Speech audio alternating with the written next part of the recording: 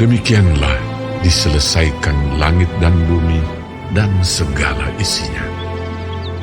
Ketika Allah pada hari ketujuh telah menyelesaikan pekerjaan yang dibuatnya itu, berhentilah ia pada hari ketujuh dari segala pekerjaan yang telah dibuatnya itu. Lalu Allah memberkati hari ketujuh itu dan menguduskannya, karena pada hari itulah ia berhenti dari segala pekerjaan penciptaan yang telah dibuatnya itu. Demikianlah riwayat langit dan bumi pada waktu diciptakan. Ketika Tuhan Allah menjadikan bumi dan langit, belum ada semak apapun di bumi, belum timbul tumbuh-tumbuhan apapun di padang, sebab Tuhan Allah belum menurunkan hujan ke bumi, dan belum ada orang untuk mengusahakan tanah itu. Tetapi ada kabut naik ke atas dari bumi dan membasahi seluruh permukaan bumi itu. Ketika itulah Tuhan Allah membentuk manusia itu dari debu tanah dan menghembuskan nafas hidup ke dalam hidungnya. Demikianlah manusia itu menjadi makhluk yang hidup. Selanjutnya, Tuhan Allah membuat taman di Eden, di sebelah timur. Disitulah ditempatkannya manusia yang dibentuknya itu. Lalu Tuhan Allah menumbuhkan berbagai-bagai pohon dari bumi, yang menarik dan yang baik untuk dimakan buahnya. Dan pohon kehidupan di tengah-tengah taman itu, serta pohon pengetahuan tentang yang baik dan yang jahat. Ada suatu sungai mengalir dari Eden untuk membasahi taman itu, dan dari situ sungai itu terbagi menjadi 4 cabang.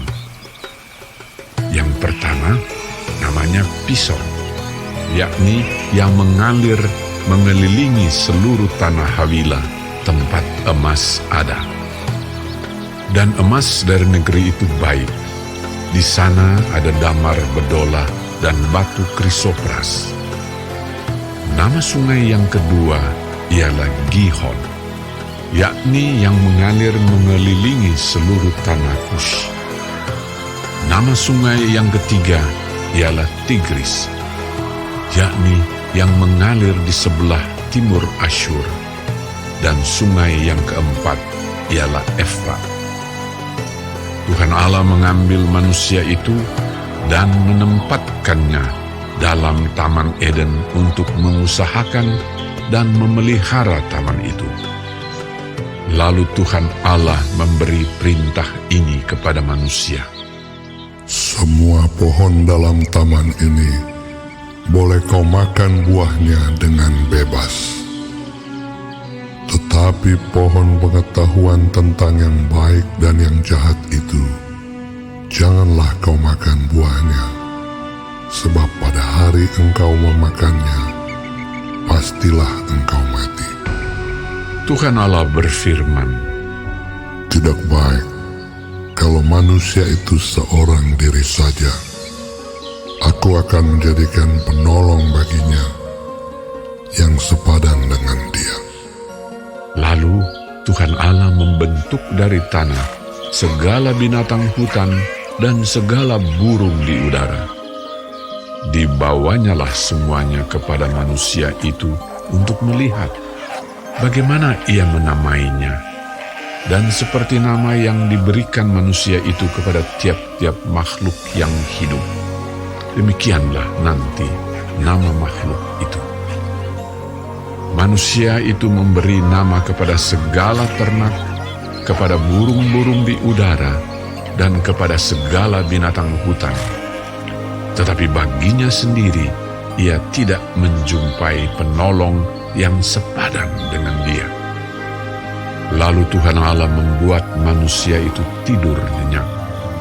Ketika ia tidur, Tuhan Allah mengambil salah satu rusuk daripadanya, lalu menutup tempat itu dengan daging.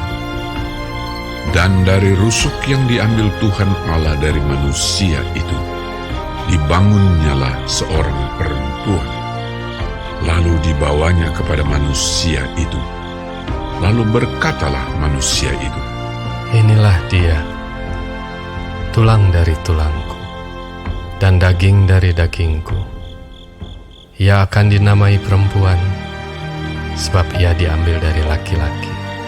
sebab itu seorang laki-laki akan meninggalkan ayahnya dan ibunya dan bersatu dengan istrinya, sehingga keduanya menjadi satu daging.